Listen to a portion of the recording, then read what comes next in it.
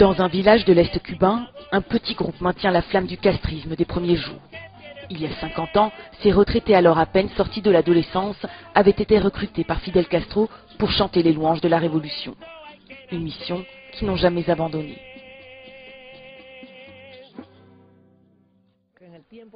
Avant la Révolution, il n'y avait aucune école, aucune route, aucun hôpital. Il n'y avait rien. C'est grâce à la Révolution qu'il y a toutes ces choses.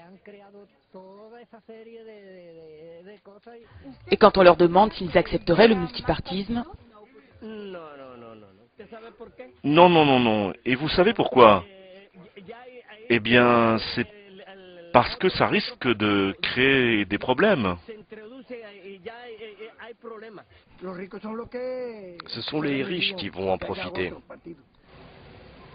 quelques kilomètres plus loin, dans la Sierra Maestra, on défend aussi le bilan de la révolution. C'est d'ici qu'est partie la guérilla il y a plus de 50 ans, et les guides de montagne veillent à transmettre le mythe. Les rebelles n'étaient alors qu'une poignée d'hommes, mais Fidel Castro, accompagné d'Ernesto Che Guevara, ont réussi à faire croire à un journaliste américain qu'ils étaient des milliers. Déjà à l'époque, la presse était utilisée comme un moyen de propagande.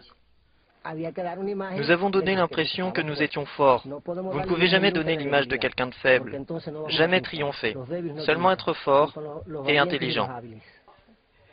Mais ce n'est pas un peu mentir?